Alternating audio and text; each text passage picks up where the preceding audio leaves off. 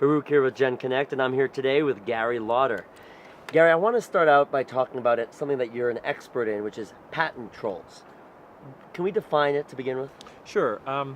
So the name actually was coined by a friend of mine when he was at Intel, talking pejoratively about all the companies that sued Intel for patent infringement, and it has the whole concept has taken on a life of its own. So there are a lot of different meanings of the term, but by and large, anytime someone is sued, they usually try to get people to believe that the person suing them is a troll because trolls are bad.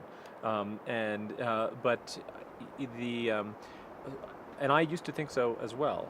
But after looking into it a lot more deeply, I realized that you can't really separate what are the bad.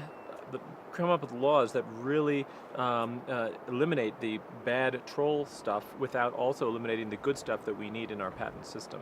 And so, so it's an incredibly complicated area. But the problem is there isn't a clear definition, but because this term has taken on sort of a life of its own, there's now people out there with pitchforks and torches, trying to solve the problem when it really requires sort of a surgical excision. And so who really should be doing that excision? Well, the courts are generally best because they rule on narrow issues, and in doing so, they often fix the problem in a very targeted, thoughtful way. And when Congress gets involved, it creates all forms of havoc and that I could go into. But and so a great example is a lot of people talk about the infamous case against BlackBerry in 2006, where they settled for $500 million with this so-called troll. But the next year, the Supreme Court ruled in a case of Mercantile versus eBay that a non-practicing entity. Trolls are among non-practicing entity, meaning they're not in business selling whatever it is. The court ruled they're not entitled to an injunction. An injunction is where you can prevent someone from continuing to do what they're doing, and so this so-called troll was about to shut down BlackBerry's network, and that's why they paid so much money. But after that ruling, then a non-practicing entity can't get an injunction. They can't shut down, and therefore they can't extract that much money. And so that's an example of how the courts are much better at revising the patent system to fix the issues. What do you predict will be the next step in this patent troll saga?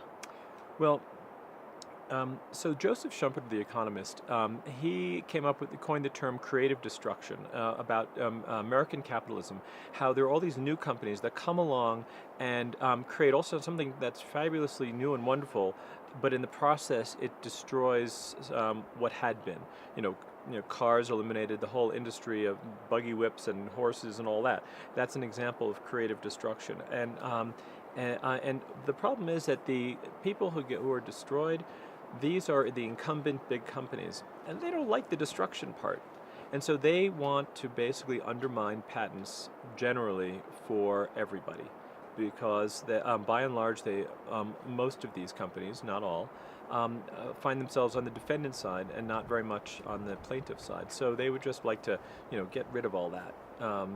And so they're using the whole patent troll boogeyman to get the public to be out there calling for reform, and therefore get Congress to try to fix the problem.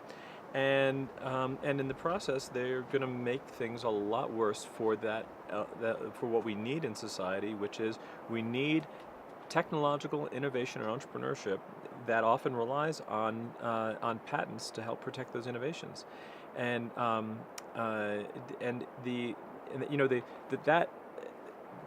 there is a troll problem. I don't mean to deny that, but there's a much bigger problem that people don't talk about, and that is inventors whose stuff gets copied and they don't get justice. I brought along, but I left it in my bag over there, Exhibit A from our gift bag here at the Aspen Institute, which was one of the sponsors provided a backpack with a camelback-like thing in it. It was actually a ripoff of Camelback's patented invention, probably made by some no-name company in China.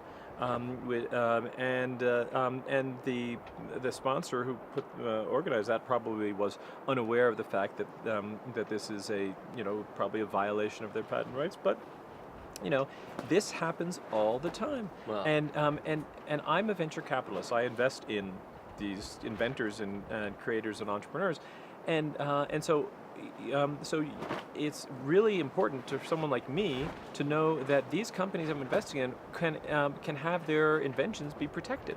And in the absence of effective ability to enforce their patents, then it makes me think, well, maybe I don't want to take a chance on that type of business. Maybe I'll invest in something else that doesn't rely on patents. And that's fine for there's a lot of, most businesses don't rely on patents, but the problem is there's so many that do. And to lose the innovation that would come from those, I think would be a real shame. And someday we'll be in a hospital room with either ourselves or a loved one that may be dying, wishing that there was someone had invented the solution to the problem that they're there for. And there are so many businesses that I see that should get funding that don't get funding. And part of it has to do with the inability to get effective justice for patented inventions. Wow, very, very interesting. Thank you so much, Gary. Thank you. And for more, be sure to check out genConnect.